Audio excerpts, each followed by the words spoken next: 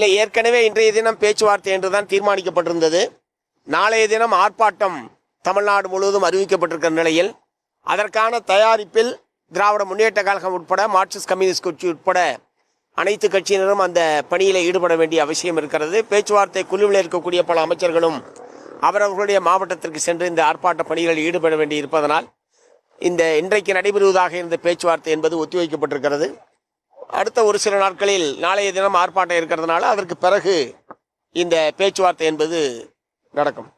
இல்லை, இரட்டை இலக்கத்தில் போட்டியிட வேண்டும் என்பதை மார்க்சிஸ்ட் கம்யூனிஸ்ட் கட்சியின் சார்பில் ஏற்கனவே தெரிவிச்சிருக்கிறோம்.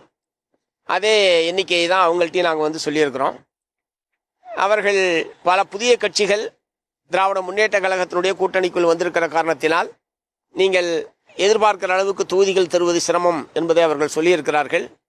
இருந்தாலும் இதே சிரமத்துக்கு மத்தியிலே தான் காங்கிரஸ் கட்சிக்கு கூடுதலான தொகுதி என்பது வழங்கப்பட்டிருக்கிறது. தேசிய முற்போக்கு திராவிடர் கழகத்திற்கு கூடுதலாக வழங்கப்படும் என்று உங்களை போன்ற ஊடக நண்பர்கள் தொடர்ந்து வெளிப்படுத்திக் கொண்டிருக்கிறீர்கள்.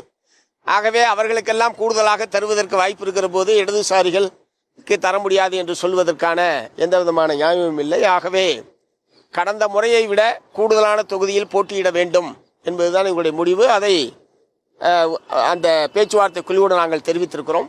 அவர்கள் திராவிட முன்னேற்ற கழகத்தினுடைய தலைவரிடம் கலந்து பேசி தெரிவிப்பதாக தெரிவித்திருக்கிறார்கள்.